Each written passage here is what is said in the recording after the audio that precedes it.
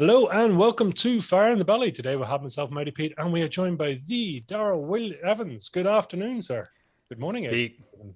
yeah. Good afternoon. It's afternoon for me here, and probably a little early evening for you, right? That's it. It's all we're going across the Atlantic again. So listen, it's great to have you on the show, Darrell. You are a podcaster, so you get the background. You understand what this is all about, right? So we're gonna understand more about that. So it's great to have you on. Just to Thank give you for our having me. listeners, great. So give our listeners a bit of a background. So Darrell Evans is a serial entrepreneur, an investor, and co-founder of Local Internet Marketing. He and his team have helped entrepreneurs and companies to generate 300 million in revenues online since 2011. He's personally started and or operated 6 businesses since the age of 20, and he only looks 21, by the way, for those listeners. So we're all good.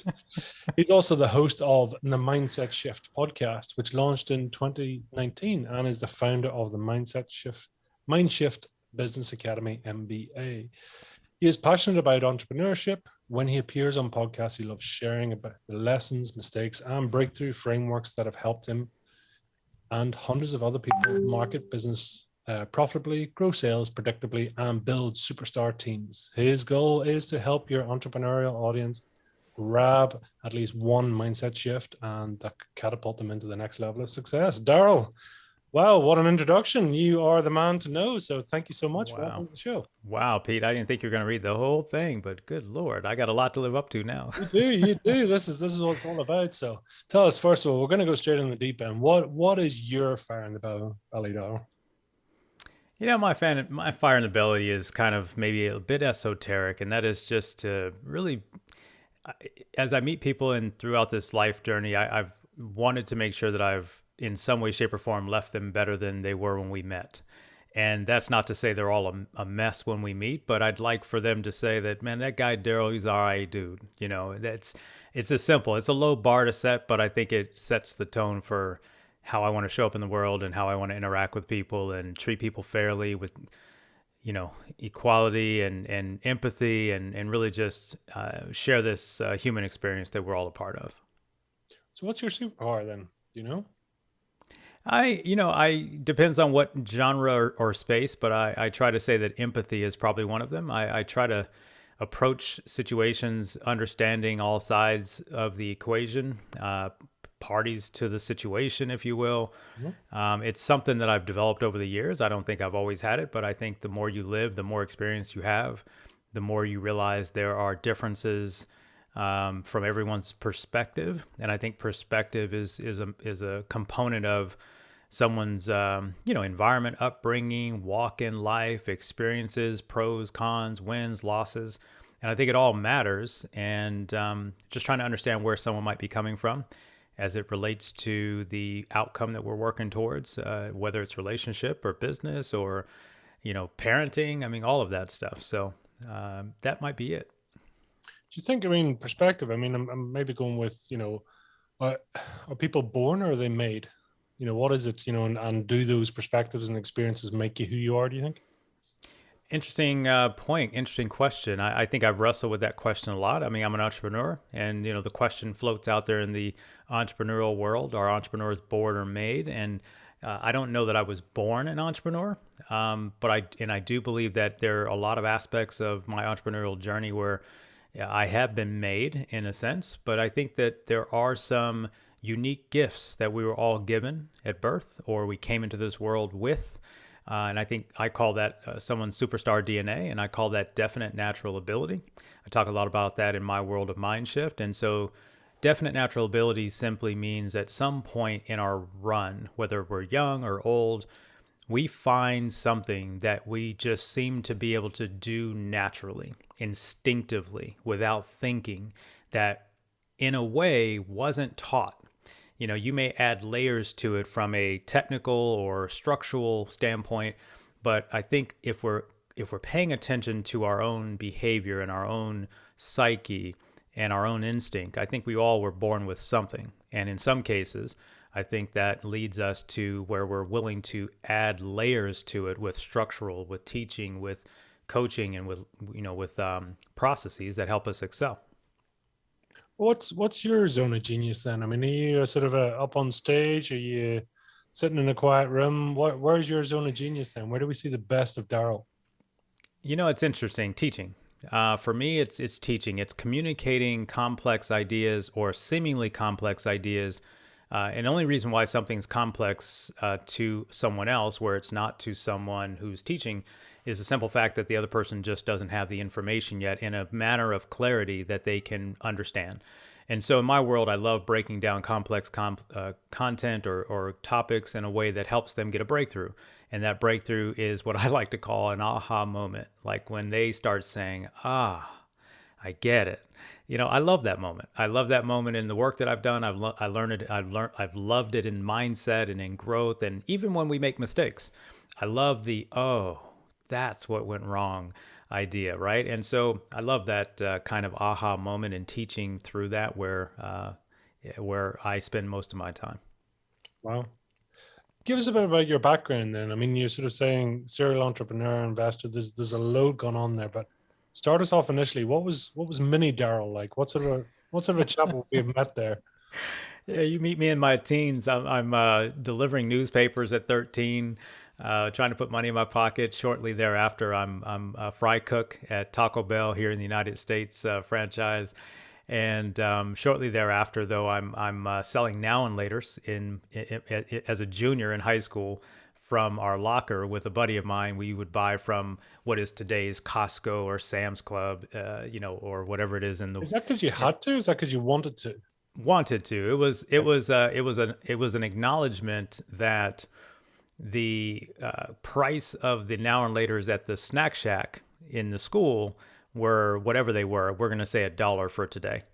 And then the idea that, oh, if we go to this little store called Smart and Final, which is like a Costco today, oh, I can buy 8 of those for $2.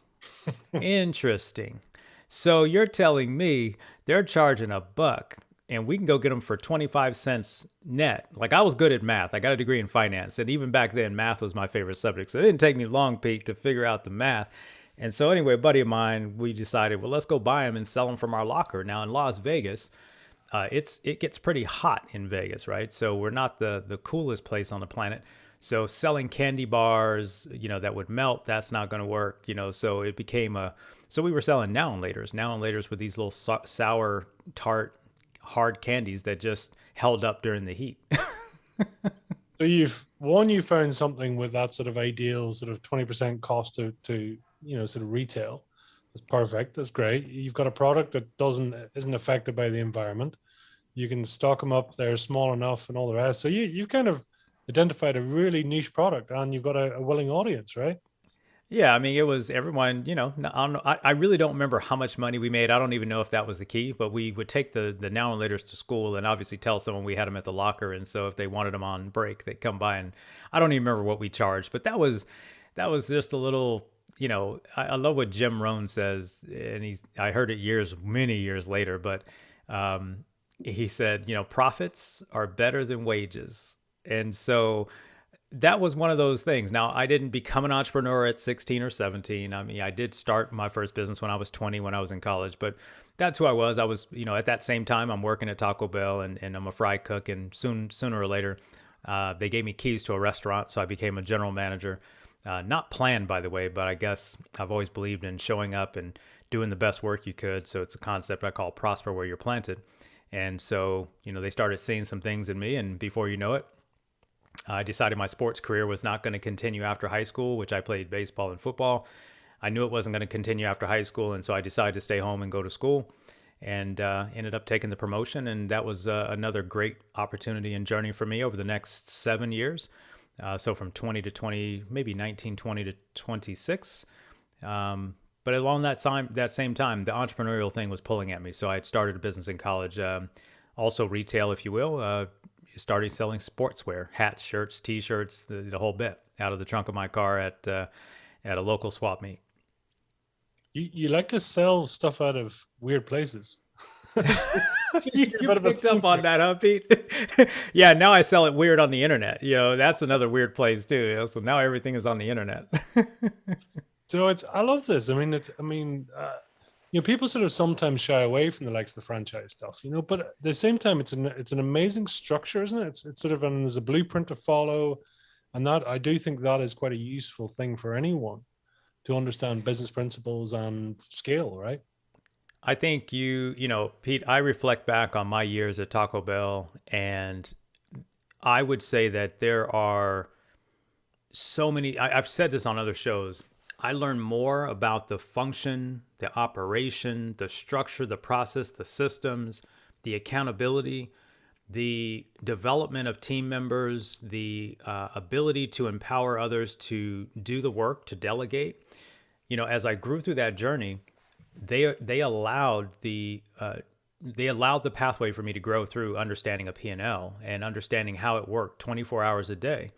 And I was responsible for it 24 hours a day. I remember getting a phone call, or I had to have a phone call at 7:30 in the morning, and I had to report on daily numbers on 3 to 6 key items. And I don't remember exactly what those KPIs were now. But if I fast forward 20 years now, 30 years later, I'm a KPI driven guy. Where did I get that from? I did play sports, and so things matter. The numbers matter in sports. And I just think it was a nice evolution for me. I always say that sports influenced my entrepreneurial journey as well as my time at Taco Bell, even though I didn't own the Taco Bell. It just, all of it added together. And again, it goes back to what I said earlier. When you start to figure out who you are instinctively, and then you start to layer on those levels of learning and training and coaching and mentorship, you start to really just figure out what feels good for you. And I operate from a feeling place, meaning if I'm stressed or frustrated, then I know that there's something I'm doing that's outside of my gift. And it means I need to go look for help, or I need to look for some coaching or some learning. And so anyway, it was a wonderful time. Obviously not all roses, of course, as challenging as some of those years were, but yeah, laid a great foundation for me where I'm at today. What was your drive there? I know we're sort of laboring on this slightly, but for some people, it's not about the money. It's about the achievement. It's about the progression. It's about whatever. It's not the money. It's nice, but it's not the key driver. Do you remember what your key driver was at that time? During the time at Taco Bell? Yeah, yeah. Arrogance. As silly as it sounds, Pete, I'm 20 years old and I'm running a restaurant. And, for those years, whatever that year was, I'm thinking 92. I'm making pretty good money at 20 years old. I mean, that's pretty good. It was pretty good money. I mean, I don't care. People say, it was fast food. It doesn't matter. It was good money. And so there was a little bit of arrogance in that accomplishment. But on the flip side, what drove me, though, was trying to be the best that I could be. And that kind of maybe was a driver from my sports days. I was an undersized athlete in terms of football. I played outside linebacker. I'm 5'8". That's not going to get you to the pros more than likely. But I just learned how to do the basics. I learned how to do the basic skills. I learned how to be disciplined in my approach. And so I think that passed on to the time at Taco Bell. And then when I became a general manager, I had to learn I had to learn the new understanding of discipline and the approach, because from being a fry cook in the back of the room to becoming an assistant manager to becoming a general manager, there was a transition that I struggled with, and that was being responsible for an 8-hour window of time on my shift to being responsible 24 hours and not being the doer of all things. I had to be the encourager, the trainer, the empowerer of the rest of my team and staff, the developer, if you will. And so I got some early lessons there after I had some early failures, of course. And but I think for me in those years, it was always success, but it was kind of success. I didn't want to fail. I didn't want to fail. And interestingly enough, I played on a lot of failing sports teams growing up. I actually only played on 2 really highly successful teams from the time I started playing ball when I was 7 years old. So between baseball and football, and I don't know, I think some of this maybe led to my drive, but it wasn't until a couple of years in high school that we had a successful football team. And otherwise, teams were fairly mediocre. So I think I learned how to lose, and I learned how to still show up on Tuesday for practice and give it another go and fight through the disappointment and the letdown and the not getting the trophy or not reaching the ultimate prize. And I think as an entrepreneur, we're always in that evolution of wins and losses. Like we always have them. To think otherwise is naive. We never, as an entrepreneur, get a chance to just be comfortable at any given time, because the business has thousands of things happening all at the same time, and any one of them can go wrong, and often is wrong. There's never usually a time when everything is 100% right. Mm. There's so many things you brought up there. It's amazing stuff. And I just want to separate, because you called it arrogance there. Can you separate arrogance and ego for me? Yeah, when you're 20 and you get keys to a store, there's a bit of arrogance that comes along with that, right? I mean, you got to be careful. You feel good about yourself for the accomplishment, but it goes to your head pretty quick. You can get to your head pretty quick. Most of the people in the store were older than me. And, we had a lot of people that were younger than me, of course. As you might know about fast food restaurants, they run with young staff most of the time. But, I just think it was a natural window of time. And that's why I probably struggled for the first couple of years, thinking that I was better than I was. And, so you have to have a piece of humble pie at some point. And I believe that it was, and I've said this other times as well, my district manager at the time, who was my direct supervisor, she gave me a lot of grace. She was patient with me. She coached me and counseled me, gave me room to fail, but at the same time didn't let me fail my way out of the role, right? And there was a day, I can't remember the day and how far into the run it was, but I remember a conversation when I think it finally clicked. And she said some things, and from that point forward, I think it was a shift for me, using the word mind shift, which is my brand now. But yeah, I was arrogant. I'm not going to be foolish about that. I was arrogant outside the restaurant too, in other areas of my life that caused me some hardships. So I think when you have early success when you're young, you got to be super careful with what it does to your mind. And because it can make you act in some ways that are just not congruent with who you think you are or what you really want the world to know of you. But neither of those are who you are. That's it's interesting there. You're what you want the world to think you are. Mm-hmm. And even who you think you are. It's like, but that not different to who you actually are? I don't think. I think you become more. You figure out more about who you actually are as you grow, and I think that started really becoming clear to me in my 30s, as far as really understanding. Like you start asking that big life question, like why am I here, right? When you start asking that question, I don't know that I'm asking that in my early 20s, right? I'm here. You tell yourself all kind of things when you're succeeding in a particular arena, and you're not as worried so much about that sort of why I'm here, not so much, from an esoteric or life vision standpoint. I really started getting serious about that in my early 30s. But now I think there's always this aspect that people want to be seen on the outside by others. And I think it's one of the challenges of, especially today now with social media, we all want, it's just one of those core life needs, right? We all want affirmation, and we all want others to think highly of us. And I think deeply that's something that all of us want. The question is what are you willing to do to get it? And what are you, who are you being dishonest to in your quest for that applause, right? What are you doing in that? And so sometimes you do things and you go a little further than you'd like to go, and then you hopefully have that that reel back moment when you haven't hopefully destroyed your life. Will Smith as a recent example. We we can think back just a little short while ago how Will Smith, who's had as much character and charisma and charm and publicly poise, lose it. And he had a moment and he lost it. And not to go back and revisit that and judge it. We all were witnesses of it to an extent, whether you saw it live on the show or you saw the replay.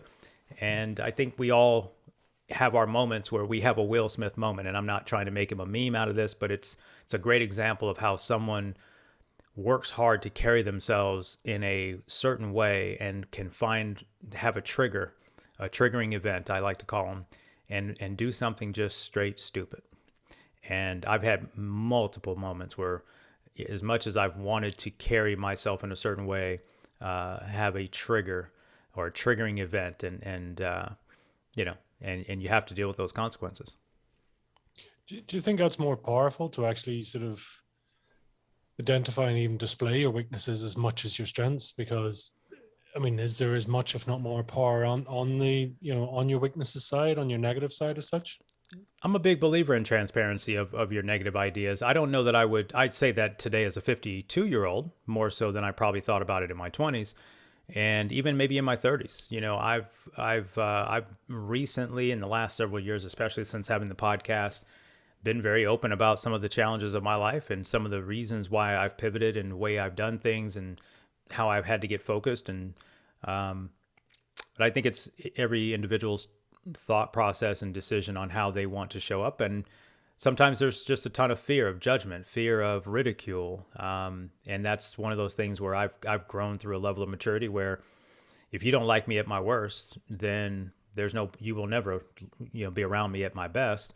And that's been really evident in my entrepreneurial journey as you make decisions as an entrepreneur to say no to some things and say yes to other things. And some of those no things are, I'm not going to that party, or I'm not hanging out with this crew anymore, or those kind of things. You start to have friction, right? Because now people think, well, you're an entrepreneur, so now what, are you better than us now because no, it's like I'm focused on these outcomes, I'm focused on these goals. And so anyway, there's a lot of things that happen in that in that realm. But as far as weaknesses, I absolutely believe there's so much in weakness and in failure or setback. I like to say setback and breakdowns as opposed to failures, because failure is simply only when you just quit on the thing that you're trying to do. Mm. I mean, as people talk about, their darkest hour is their brightest moment, right? You almost have to go to that break point. I mean, is that being the case for you? And do you believe that is the case for many? I'd never suggest that you purposely cause a breakdown in your life. I would tell you, I would never want someone to just purposefully cause turmoil and emotional heartache, and not only pain personally, but pain to others in your actions in order to find a lesson. However, it just seems like the longer I live, the more I recognize that if we're moving forward, we are going to inevitably stumble. And we are inevitably going to end up in a place where we are going to learn the most from some of our biggest mistakes. And, here there's a saying that says, your mess is your message. And I just wish it wasn't the case. I wish we didn't have to make a mess, but I just don't know that the universe and God had that set out, right? I think there's something to be said from us having to stumble and fall. There's a book that I read, and it says that a just man falls 7 times, but gets back up. So I wonder if that is true. That means we're going to have some failure. We're going to have some setbacks, and we're going to have to eat some dirt. And unfortunately, figure out, well, how did I end up here? That's one of my favorite phrases, and not because I love to be in bad situations, but if we're able to ask the question, how did I get here? And let's say that place is a place you don't want to be. That question can begin the path of discovery, at least in my world, to find answers to what did I do to get here. And I have this one saying, Pete, that, and really it was a hard lesson for me, because a lot of times we blame, we point fingers, we like to look at external reasons why we might be there in a negative situation, let's say. And often, and this was what was told me, and it took a minute for me to process it all and let it sink in, but it was so true. And he said, whenever your life was messed up, you were there. Whenever your life was messed up, you were there. So, well, this person hurt me or stole from me or robbed from me or did me wrong, but you were there, right? And it took me a while to really grasp the understanding of that. And it goes back to earlier decisions in our journey, whatever led to that place where they were in our world, our ability or inability to see the signs. And so it's like really coming back to own that responsibility for all things in our life. And not a lot of us want to take ownership to that. And so it's been a hard responsibility to what I call leadership and growth mentality, to really figure out, what role did I play, even if I'm quote unquote the victim or quote unquote the person who was wronged. What role did I play to end up in that space where I was with those people or person or whatever the thing is that didn't go right? What role did I play? And back it all up to that. And so It's a hard conversation, but leaders understand that it's the truth. Like, you have a responsibility to leading yourself into that place where things didn't go well. And I face this all the time. I mean, I wish I could say I wasn't an active participant in this, Pete, but that's the truth of the matter, right? When you're trying to do things, you're pushing, you're in relationships, you're in partnerships, you're in arrangements, contracts. Everybody else has an agenda. And the question is how can you figure out if yours aligns with theirs? And sometimes you can't tell, and sometimes you could have told you could tell, but you ignored the sign. Well, going through that process, I mean, what have you learned about yourself?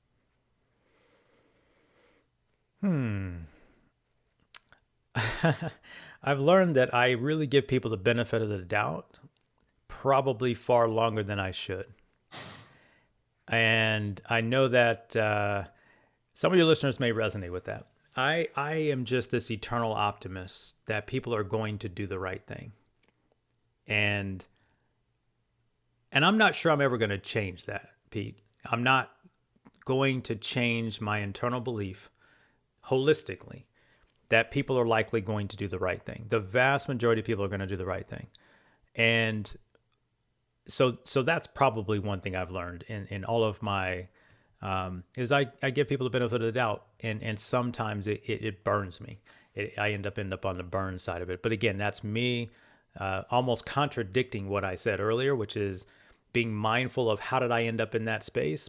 Because I give the benefit of the doubt, sometimes I trust a little bit more. I'm a little bit less attuned to the signs, and I've had to adjust as time has gone on. But what it has done, Pete, though, is made me a better decision maker in the sense of saying no. Where a lot of entrepreneurs and leaders, we say yes to a lot of things. We look at opportunity. We're opportunists, and in a lot of cases, I've become more sensitive to opportunity costs and realizing that I guess the best way to say it is I have a kind of a newer decision model, and it's kind of like hell yes or no. And the distinction is hell yes. And it's like you can't say yes to all things. So there's good opportunities, but is it a hell yes opportunity? Well, I'm sorry if hell is a cuss word for your show. I apologize. But that's kind of how I start to run things out, because I get a lot of requests, not because I'm some mega superstar, but when you own a business and you're called an investor and you've done a few things and you got a podcast like you have, lots of requests come through. And so the question now is this a hell yes, or is it just a medium yes, because my calendar only has so many hours on it, just like we all have, right?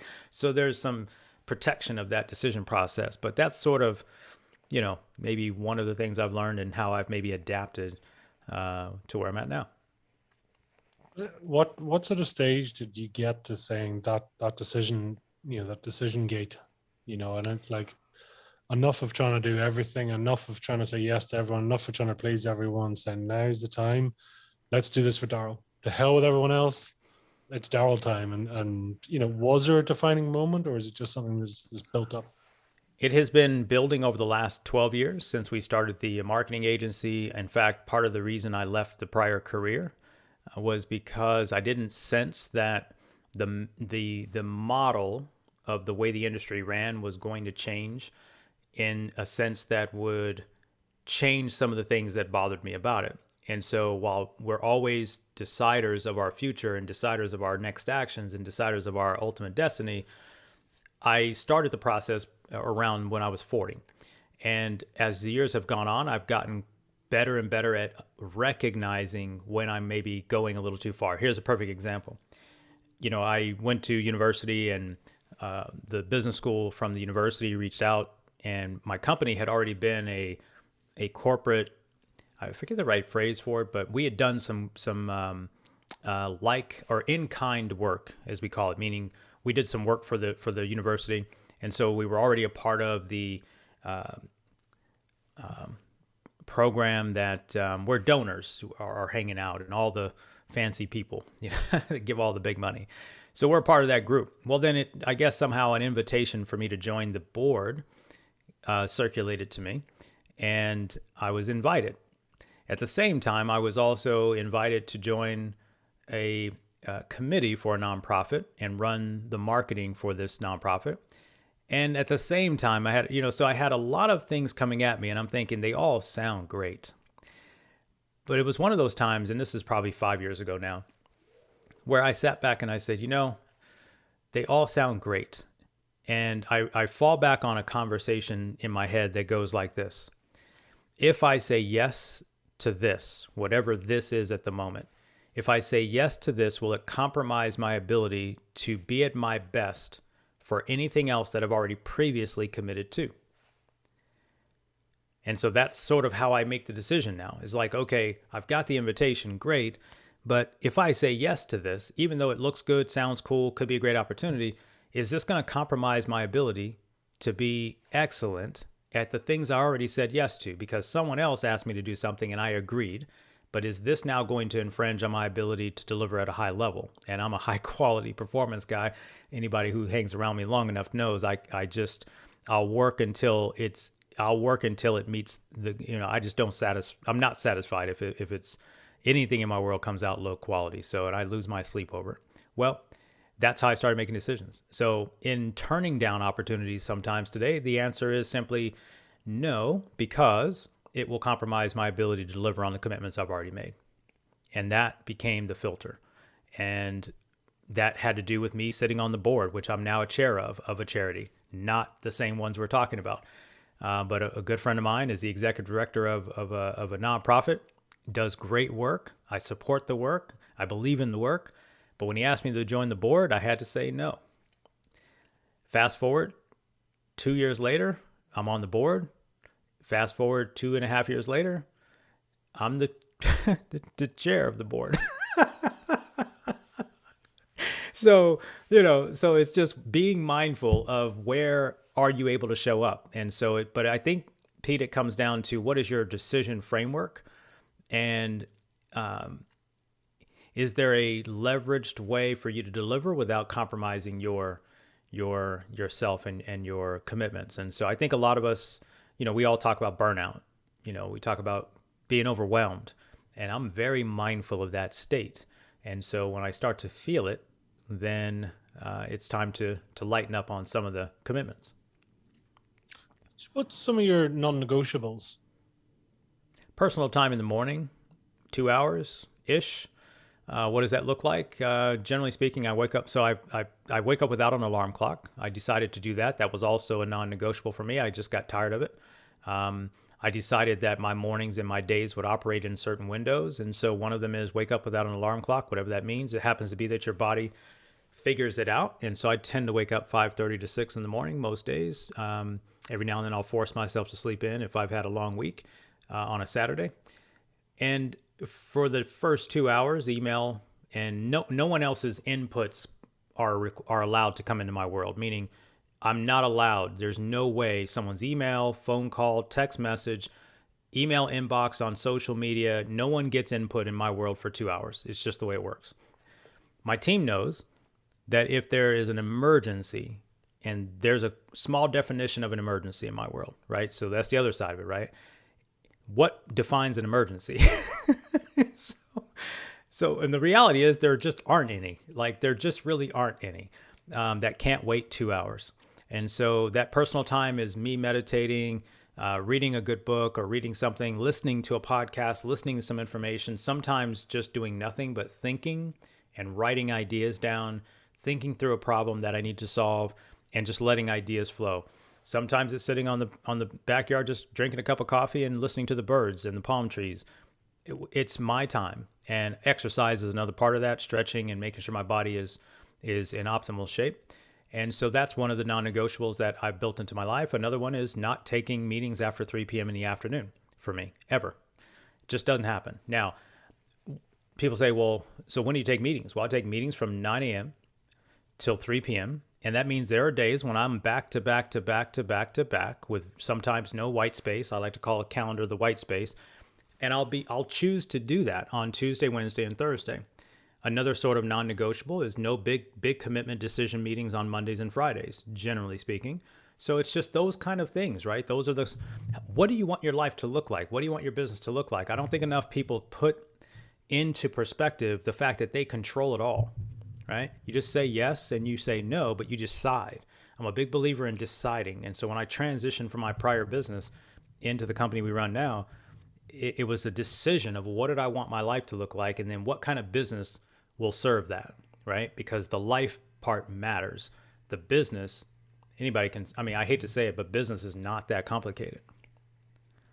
I mean, it is, but it isn't. It's as complicated as you choose to make it, right? It is. It is. I mean, literally, I mean, I left a business when I was successful. I left the business. And it was because I just couldn't, I made a decision about what I want my life to look like, and that business model didn't work. It just didn't work for me at that point. I was making great money. I was doing fine. I made a conscious decision over about 12 to 18 months. What do I want to do from here? And, and so I think that's something that a lot of us have control over, that we just don't stop sometimes and think. Some people would never have walked away from the money I walked away from in that scenario, to start all over from scratch to build something else. That was actually harder, to be quite honest. To build something harder and to go back and start from scratch, why would you do that? Well, because my life plan mattered more than the business, period. What mattered to me in my personal life, my family life, my time life, my spiritual life, it mattered more than the money. Some people, they chase the money and they let their life fall apart at other places. And I just got crystal clear when I was 35, working with a business coach, had a great coach. We're still friends to this day. We talk a couple times a year. And once he had me do that work, like from that point forward, nothing's changed in how I think about what I want things to look like. And it's not, by the way, had nothing to do with how much money I wanted to make. Right? None of the work had anything to do with how much money, how successful, quote unquote. It was like, what do you want your life to look like? Design that. Let's design that. One of the hardest pieces to that, Pete, was writing the eulogy, or writing the words of what my top 10 people would say if I had died. So at your funeral. So the 10 closest people, what would they say about you? What do you want them to say about you? Doing that work, oh boy, you want to talk about some tissues needed. And when you start writing that down, it isn't, well, he was worth X millions. It wasn't, he owned 200. It wasn't, none of that. None of that was what they talk about. So is it important to the world operates around money, so I get it. But that's what became my foundational thought process. Doesn't make me perfect, doesn't make anything go because 3 short years later, the real estate industry happened. I was in the mortgage industry at the time. The real estate industry happened and I'm broke, right? So the industry collapsed and, banks were shutting off our ability to run mortgage loans. And so we still went through some trouble, but the baseline decision process came and centered back to that conversation of what do we want things to look like? And so that's what helps make those decisions. Out of interest, I mean, for you, is pressure for diamonds, or is it just bad planning? I'm sorry? Is pressure for diamonds, you're saying about there with, when banks are sort of, holding back the credit lines, they're saying, no more, whatever. Some people excel in those moments of pressure, backs against the wall. Suddenly you see them come out fighting and all the rest. Other people, it's just bad planning. We shouldn't be here in the first place. And where would you see yourself? I think I think it's both. I think there's two sides to that coin, and I don't think either are right. I think those of us who understand that pressure is there and circumstances happen, whether they're in or out of your control, are there to teach you how to adapt, right? We're adaptable. We're growth-minded people. I think if you're a fixed-minded person, you sit on the other side of that and you do some of the things we talked about earlier, which is point fingers and you blame the government, you blame this person and this politics, and it's all those things. Right? But I think the growth-minded people understand that in every adversity is an opportunity. And the question is how do you want to approach it? So for me, we first had to figure out how we were going to keep the company afloat, because we started losing credit lines, not because, by the way, we had all these bad mortgages. People that are in the inside of the industry, when the banks collapse. They just cut off the credit. Period. Just one day you could fund a loan, the next day you couldn't. And so it was a disaster. I'd never seen anything like it. And if you had read the fine print, you would have known that it was possible that they could just do that. But in the fine print, which nobody reads, they realized it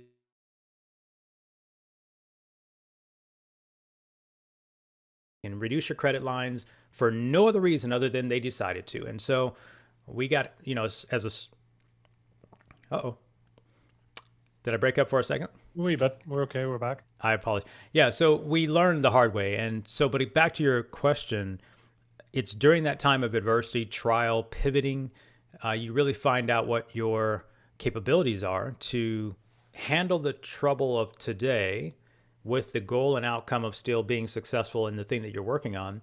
But at the same time, once we sort of, the waters started, by the way, they weren't calm by any means. Let me be clear. It took a while for those waters to calm down. But I think when you get to a place where you see stability, or you have a vision for how you're going to navigate through the water, again, I keep going back to things that I've learned over the years, and Jim Rohn said, it's not the blowing of the wind that determines your destination; it's the set of the sail. And so when the winds blow, they blow on all of us. Like, not anyone in the world was immune to that whole situation, or the recent thing that we had called this pandemic, or what's happening right now in the world called inflation. All of us are going through it in some way, shape, or form. So the winds blow on all of us. The question is what do we want to do, and how are we going to navigate the sail during the wind? And I think sometimes we wait too long to change the sail, right? I was going this way. Now the wind's blowing and I'm going this way. Oh, let me change the sail because I don't really want to go over there. So I think that's what I become tuned to. So in that window of time, I was able to sit back and say, okay, the sail's going a different direction than I thought we were going to go. What do I want to do now to change the sail? And Pete, I say this very candidly today, but let me tell you, it was a very rough 18 months. Let me be clear. I'm saying it with crystal clear, easy conversation today, but that is not how it transpired. That is not. There was a lot of self-talk in there. There was a lot of work I had to do. I had to do a lot of, internal coaching, external coaching, getting feedback from friends. One of the most impactful things I think was ever said to me was a friend of mine who was passing through town, and we just ended up in a random conversation, and she said something that just was like still stuck to me this day. And so you run across those things where you have to, I think vision for the future is what guides me. And I'm kind of one of those guys, sure, what happened back there. Where we are today is where we are today. Cool.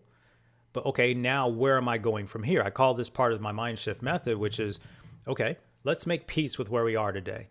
Let's accept the facts for the facts, whatever those facts are.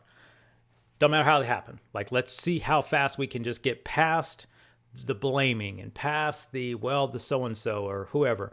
Let's deal with what the facts are today. And let's decide now, step 2, which is let's make a decision about what we want to do with these facts. How do we want to navigate, or as Jim Rohn would say, how do we want to change the sail? And so, and again, Pete, as you know, all of this is easier said than done when emotion is involved and people are involved and, money is involved, and it's harder to do. But in theory, it comes back to just a really basic, simple thing is like, okay, the facts are now the facts. And now what? Okay, now what are we going to do? Great. Well, now we need a plan. Okay, so we decided what we want to do, or what we want our new outcome to look like, or where we want the sail to go take us now. Well, now we need a plan. And sometimes that's where I say in step 3 of our method is a lot of times you don't have a plan. You just don't have one. No one had a plan a few years ago when this little flu thing hit. No one had a plan, right? You just got to figure it out. Like two and a half years ago, or just 2 years ago, just over 2 years ago, we got a new definition in my world called essential and non-essential businesses. Now, my company, Pete, serves what was deemed non-essential businesses. So all our clients were non-essential businesses as deemed by the new definition. So my company starts losing money by the day because they were told they couldn't do business. So they certainly don't need a marketing agency to grow new customers if they can't take in new customers. So we were losing contracts by the day. For days, emails, every phone call was cancel, cancel, cancel, or pause. It wasn't like they were mad at us. It was like, hey, they told us we can't do it, so we can't keep paying you. And so the question is okay, we can't change this. What do we do now? Oh, there's this group called essential businesses. Isn't that interesting? And while we never worked with them in the past, let's figure out if we can. And so now this plan is, okay, how do we go reach them? And then you, of course, go into a plan of action, which is step 4. And so again, it's a simple way to think about it, but harder to navigate sometimes, especially when you're under pressure, stress, and duress. Well, in general, are you pain driven or pleasure driven? I love the question. Oh my gosh, Pete. For me, I am pleasure driven. And I love the work. I talk about the pain pleasure principle all the time. I actually was a student of Tony Robbins, so I learned a lot about it. And I can't cite the psychologist who first made that work famous at the moment, but I'd like to believe that I'm pleasure driven. However, yeah, I would like to say that I'm pleasure driven, but I just don't know if that's 100% in anyone's experience. I think there's a certain amount of, for example, I deem myself a procrastinator. And that may sound strange, when you read that bio that's all fancy and stuff at the beginning, which I hate writing those things. But when you read that bio, people would never imagine that I'm a procrastinator. And all through school when I was growing up, all through school, all through college, and still to this day, there is something about a deadline that makes me perform. If you give me 9 months on a project, I will punt it. If I have 60 days on a project, I will punt it. I'm going to tell you right now, I'm working on a campaign with some of my team, and we have something coming up for June, I think it's June 2nd, a class that I'm teaching. It's a part of our coaching program. I haven't written a deck yet. It's May 9th. I got just short of a month. Pete, I'm going to tell you right now, that deck probably won't get written until the last week of the month. And it's just how I operate. It's how my brain works, right? Someone else that I know needs 90 days to prepare that same 2-hour presentation. And so it's not right or wrong. And I don't know if that's pain or my comfort zone. But in the example, I've learned some things. I've learned some of my best lessons in some of my worst pain. But I don't think I would want to sign up for pain like that ever again. And to get to the lesson, I just would prefer to go down the pleasure path. But I just think that's not the way it was designed when we came here. So we kind of call it it's like the arsonist firefighter. It's like you set the building on fire, and deadline. I had 90 days. I left it 9 hours before. Panic. I hit my zone of genius. Amazing things come out because I have no time for anything else. And then they sort of go, look what I did. Isn't it amazing? And you're like, so you're the firefighter. It's like, yeah, but you also set fire to the building in the first place. So we're not. I lit it. I turned it up. I lit the match. my friend, and she's a business coach, and she actually coaches around the area of procrastination with high level people. And she said to me on my show, if I'm not mistaken, she said, don't let anyone try to crucify you because you're a procrastinator. She goes, have you ever done poor quality work by waiting until the last minute? And I said, not that I know of. She goes, have you ever failed to deliver on your promise because you waited till whatever that point was? She drilled me on 6 questions as a coach, and all my answers led her to say, then that's how you're wired, and don't let anyone else try to make you, because I get the whole, if you're not, my better half, we have to be somewhere 30 minutes early or we're late. And I'm just fine getting there on time. Like, I'm just fine. And, I'll be Pete, the one who lets the occasional traffic cause us to be 5 minutes late, but we just have a different accord. And, she said, everyone who tells you that, and I've had business partners, the same thing, I get ridiculed, because I'm kind of the on time guy. But so I am who I am. And, because I have the DNA of putting out quality work, I just seem to work under that kind of, I don't call it pressure even. It doesn't feel like pressure to me. That's the thing. It just seems like my brain flows when I know it's got to be done by a certain time. I don't know if that makes a lot of sense, but I'm sure there's other people on the planet that kind of work like me. I don't know. No, it's I get it. I mean, do you know yourself? Do you like yourself? Do you love yourself? Where are you at with yourself? Yeah, yeah. It's funny. I love myself, except that I'm always critical of, I'm always critical that I don't know what it is. And this is something I struggle with sometimes, and is, could I have done more? Could I have done better? And no one's mad either. No one's even upset. No one's even saying I did. It's just me, the internal self dialogue of driving. And sometimes I gotta be super careful because that driving can come across to other folks as, and I was told this in a program that I was in, and acknowledged it and wrote it down, and literally said I needed to work on it. To others, she says, it comes across, and I'm trying to think of the exact words she told me, but her words meant something to me. She was a trusted person, and she had observed me in settings, and she says, it can come across rude, it can come across demanding, even though my intentions were anything of the sort. And so the feedback, I can't remember exactly the feedback, but it was one of those things where I'm also very open to when other people have observed and they have positive feedback, negative feedback, critical feedback, just feedback corrective that says, hey, have you considered? I love when someone says, have you considered? And that's been one of my favorite coaching phrases, which is not to tell someone they're doing something wrong, but have they considered the possibility of doing it a different way? Or have they considered the possibility that the way it came across was this? And it's helped me be a better coach. It's helped me be a better leader. By no means, again, I'm always working on me. Like, I feel like I've been working on me for 30 years, and I'll probably do that until I leave this place, because I never think I've got it right. Have you considered what you're capable of? Um, if I understand the question, or if I understand the context of it, I'm not the person who's always trying to shoot for the moon anymore. You may have deducted that from, I own a company today that, could we do 100 million? Yeah, we could. Do I want to? I don't know. If we get the right ingredients in place, would I want to go for it? Possibly. So there was a time in my 20s and 30s when I was always the guy who wanted to shoot for the moon. Boom, boom, boom, go, go, go. But also in doing so, also found myself out of balance at times, which have led to this last 10, 12-year discovery, and realizing that, what is it all for? What does it mean?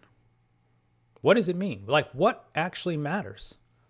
Like, ultimately, that's the question. Those are the questions that I started sitting with. And so, yeah, I think it's changed my perspective a little bit. But what am I capable of? Yeah, I'm capable of a lot. I've done a lot, and I'm sure I'm capable of a lot more. I just don't know if I identify certain targets as it relates to my capabilities. I think for me, capability for me is how can I be a better leader to the team that supports our company? How can I create pathways that give them excitement to show up every day? How can I be in genuine relationship with my family, my friends, be good community in a few areas that I serve in the community? Those capacities are the things that I think about. I'm not saying I don't have other things I want to accomplish as an entrepreneur. I do. As an investor, I do.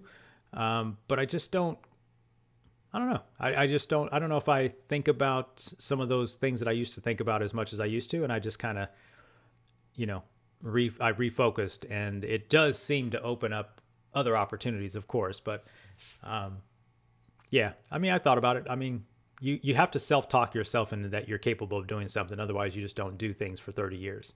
Like, being an entrepreneur for 30 years, I don't take that for granted. It's been hard. It's been good. It's been good, bad, and ugly all at the same time.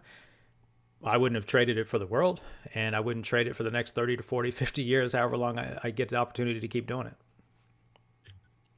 it's funny. Earlier you talked about the procrastination, and sometimes, and there's a good expression always, good uncle of mine always uses saying, sometimes your weakness is your strength, and that's what makes you stronger when you realize the things you're weak at.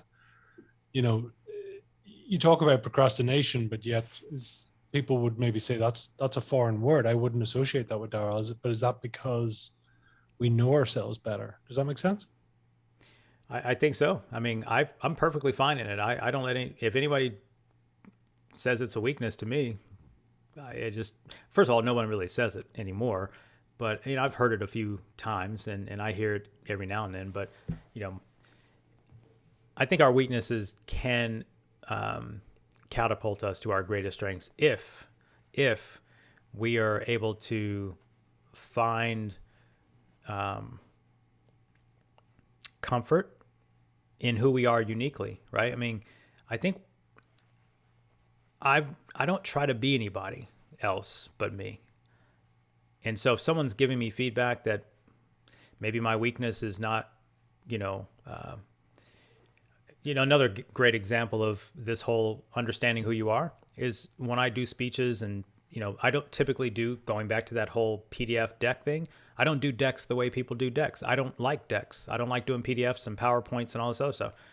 And so I put very little on them and I speak based off of one or two concepts on the page with an image, if that, and I let it run. You won't get bullet points from me.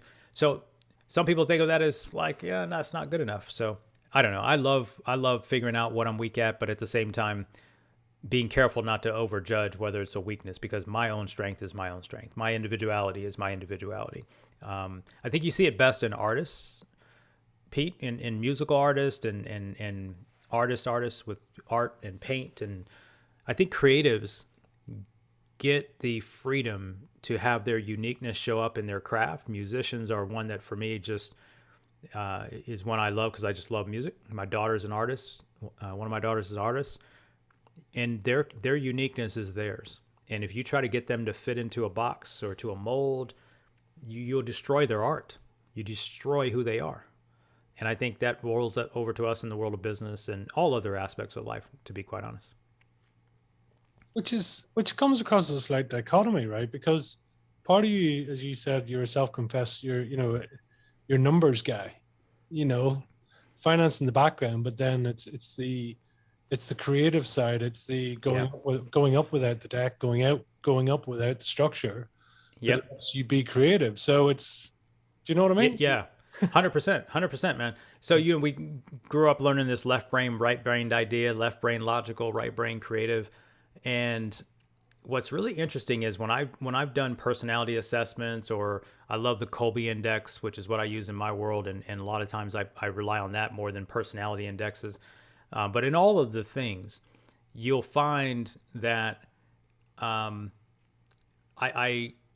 who I am. Like it's who I am. I am the numbers guy in a sense that I'm a results guy. I'm not the guy who sit back to do, even though I have a finance degree, I found that I wasn't the guy to sit back and be running spreadsheets all day and running formulas all day. That wasn't me. But you show me some numbers, I can find the problem as it relates to what I do. You show me the numbers, you show me the thing, and I'll find the gap. In my world of digital, what does that mean? Like in my world, for example, someone can open up their Facebook ads account or their Google ads account or their Google Search Console, and I can find, without a spreadsheet, I can just look at the numbers and I can find the problem or the area of challenge where we need to focus our effort or where we need to provide the coaching. And I don't know, I say, I say in my world, some of it is instinctual, but at the end of the day, it's just having done the reps longer than most. I've just done the reps longer than most. Remember, I started with numbers in my teens, in my 20s. Let's just say even at 20, I'm now responsible for KPI. So I've been kind of a KPI guy, even though we didn't call them KPIs when they just said, call in and give us these 4 numbers or whatever the number was. And that meant I was being held to account on those items. Well, then those numbers, they didn't get there just because the report printed it. It was activity through the day that led to those numbers. So if any of those numbers were out of whack, I had to go back into the world of operations and figure out what could have happened, recount inventory, do those things. So it was always a refinement process around the numbers, but it led to the activity, which is interesting because I kind of think about the work that we do and the work that I do, both as a coach and as an agency owner. We're always in this sort of flywheel mentality. It starts with data, like what does the data tell us? Number two, it's analyzing the data to see, is it good? Is it bad? Is it off number? Is it on par? Is it over? Is it above expectation? Number three is then, okay, based on the data and the analysis, what do we plan to do next?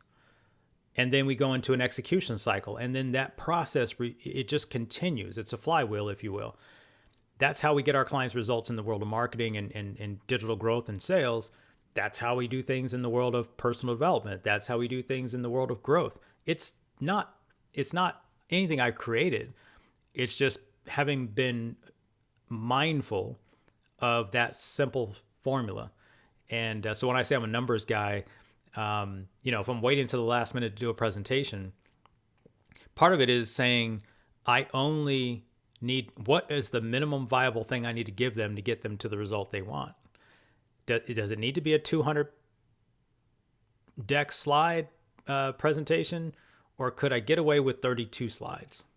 And sometimes that window of allowing yourself to have too much bandwidth, for me, means I try to say too much, and I'm guilty of that. I've been told that in the past. I've been guilty of taking too long to say what could be said shorter. So brevity has become a little bit of it's been something I've been working on the last couple of years. So I don't know if that answers the question all the way through, but No, it is interesting the way we sort of, as you said, I don't know, what's bringing to mind is sort of the Ikigai process. There's certain things we're passionate about, but then there's also certain things we're good at. I mean, if you're good at the numbers and you understand the numbers to the point of almost teaching, as you said earlier, but then you sort of mix that with a passion that you can kind of go, I know I've got the numbers as a fallback, or I know that's the baseline, but actually I can create from a different place, which is powerful. I think it shows a lot of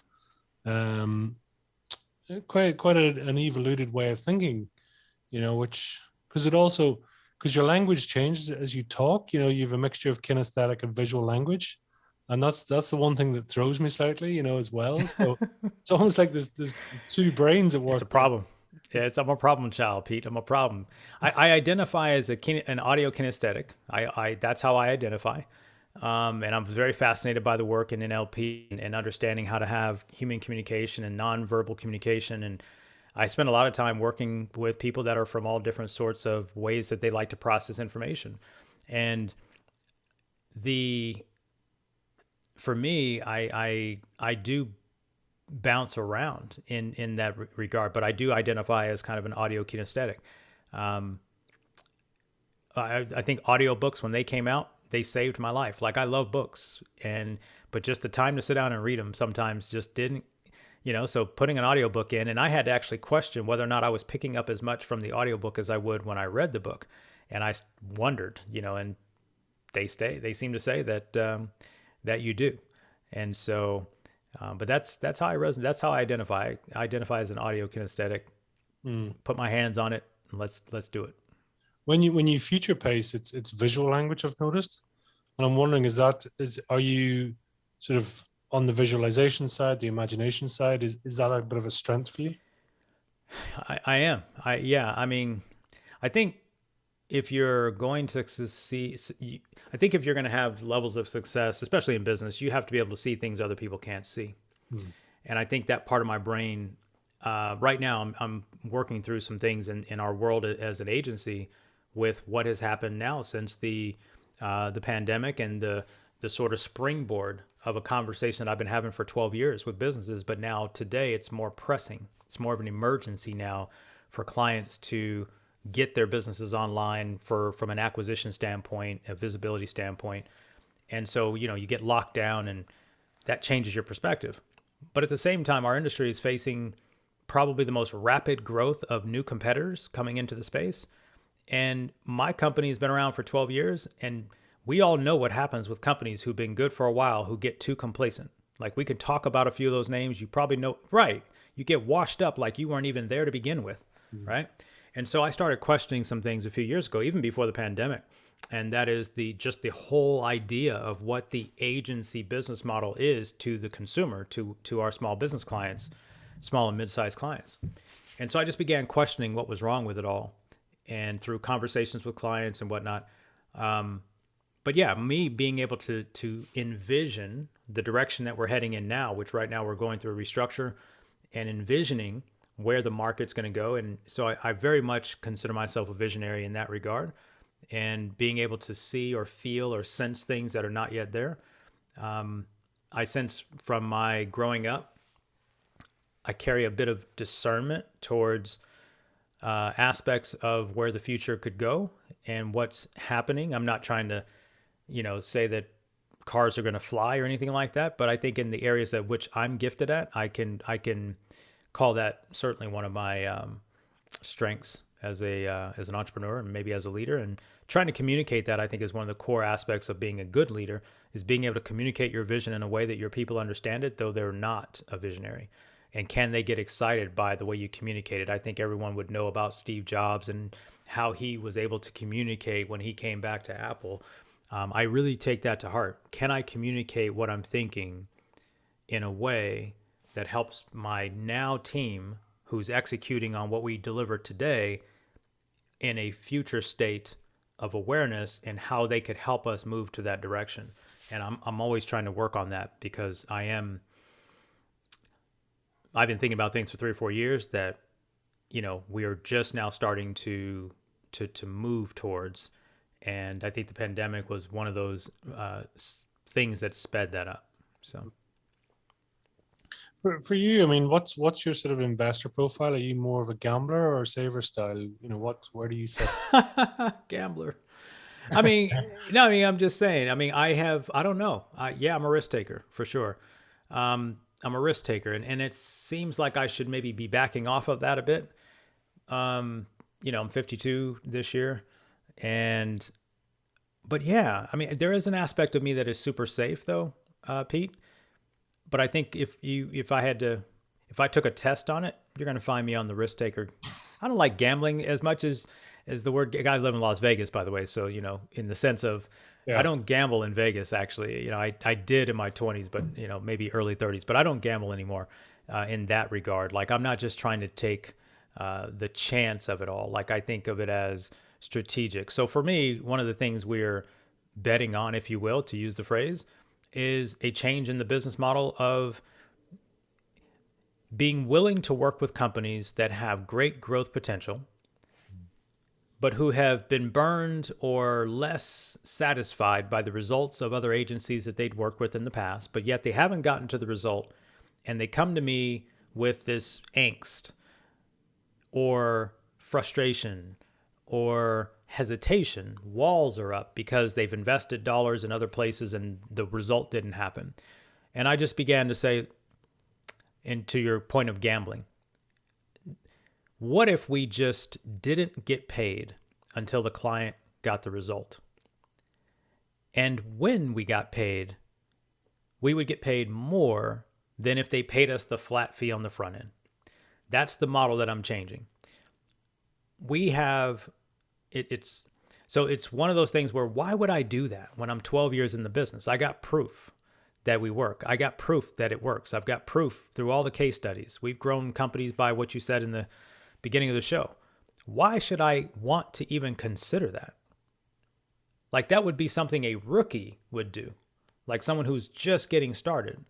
But counterintuitively, I'm going the other way and saying, no, we're gonna invite this conversation to the right companies, because it helps us do a few things. It helps us scale without dealing with the bandwidth, because in my business, I'm a human capital business, which means I've always got to be recruiting people. And in people come breakdowns in structure and systems. It's just a lot to do. What if we could take on less clients and make more money, actually? But we took on some of the risk.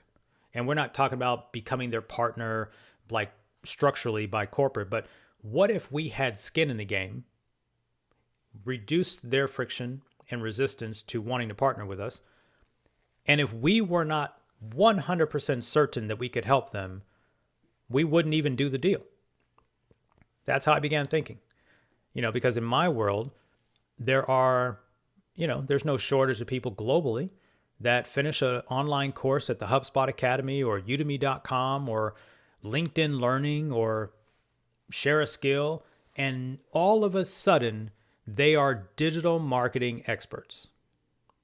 They set up a Facebook account and went through the Facebook Blueprint course. No disrespect to the courses and the material, but the client wants execution. And I just don't believe that, and they want results. They don't even know who to trust. And I hear this because we've got so many people that come. We get 20,000 visitors a month to our website. We generate plenty of leads for me to see what the problem is, what people are afraid of, what they're concerned with. And so I said, well, what if we decided to do something counterintuitive? And so that's one little glimpse of something that we're doing, which again, envisioning a way for us to separate ourselves from a crowded red ocean marketplace. Blue Ocean Strategy book was huge for me, 2004-ish, 5-ish, when I read it. Really just gave me some different perspectives on how to separate yourself from the competitors without just constantly beating on the same thing. Well, we've got this many results and we've been doing it this long and blah, blah, blah. I call them platitudes. Like when you brag about stuff that you're supposed to be good at, that's not a unique differentiator, right? Well, we've been in business 12 years. Okay. Well, we're certified by all the things under HubSpot because we're a HubSpot partner. Okay. All the things, right? We provide great customer service. Okay.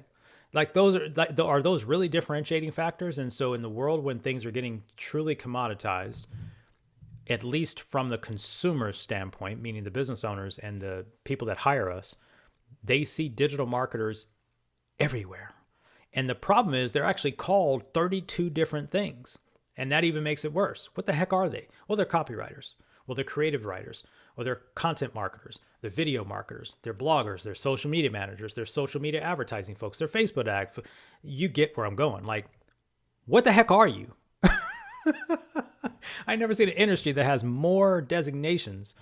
And so in some of that, we say all that to say gambling smartly. And the gamble is, am I good enough to build the team who could pull it off?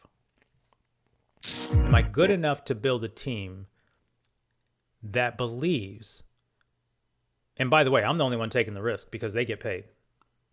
My job is to find the people who can operate under those assumptions, even though they're going to get paid. I'm the only one who doesn't get paid if it don't work.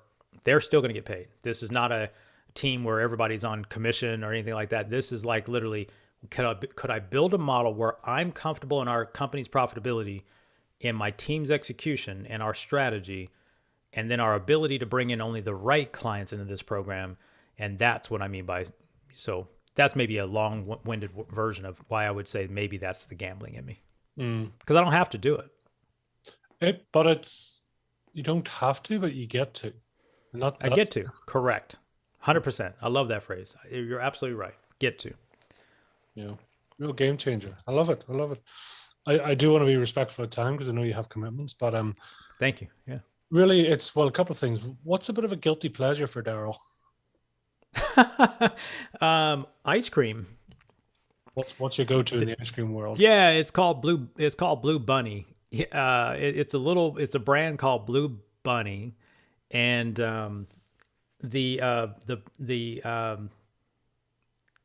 flavor is called oh geez, what's the flavor? Anyway, it's a brand that I get they're in little cups. So they're individual cups. They're $2.50 a cup. And they're 600 calories, a good 50 grams of sugar per cup. It's just enough for me to get in trouble with, but not enough for me to overindulge. And I'll have one of those every few weeks. And every now and then I'll get caught up with a couple of them a week. But I can't let that go too far. But that's definitely one of my guilty pleasures. Love it. What's something that not many people know about you?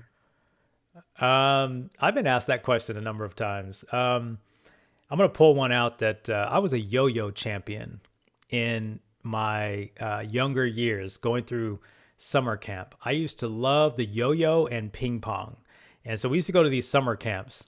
And I mean, I was fascinated by all the tricks with the yo-yo. And for whatever reason, I could play ping pong pretty well. So we had these little competitions, our summer camp group against this other school summer camp group. One of the funnest things I've ever done in my life was those years doing those summer camps. And so ping pong and I was a yo-yo champion at one point. So matter of fact, my granddaughter had a yo-yo just a few weeks ago, and I was trying to pull off some tricks, but I couldn't remember. But yeah, so that's kind of one fun thing. Oh, I love it. Love it. So tell us, if you were to try and describe your fire in your belly in 1 or 2 words, Darrell, what would they be? Can I give you 3? Sure. Positively impacting lives. It's been a mission statement of mine. I was actually in a seminar, and the seminar leader said, come up with your mission statement in less than 5 words. And that's what came out of me. And that has been in the back of my mind. It's, I kind of indicated it a little bit at the beginning of the show, but those 3 words probably matter as much to me as anything I do. I want to be, I just want to have a good impact on the people that are around me in my life, one way or the other. And if I don't do that, I try to fix that as quick as I possibly can. Tell us, where can people reach out? Where can people learn more about you? Where can they hunt you down, stalk you? Any of the above? Yeah, it's great. I appreciate being here, Pete. Appreciate the conversation. Great questions, insightful, making me really think about some things that I've never been asked before. So I've enjoyed this immensely. But yeah, for your listeners, if they're listening on the podcast, I have a podcast, as Pete mentioned. It's called the Mind Shift Podcast. So on whatever player that you're listening to Pete's show, just look up the Mind Shift Podcast and check out a few shows. And if you like our interviews, we have interview shows as well as we have short segments on Mondays where I'm teaching a couple of ideas. Be happy to have you listen to our show. And then if you want to connect with me personally, you can find all things Darrell over at darrellevans.net. And that'll lead you to the agency or to me coaching or whatever might be of your interest. So, Pete, appreciate you letting me share that. And thank you again for having me on the show. It's a pleasure. Is there a final message you'd like to leave with our listeners today?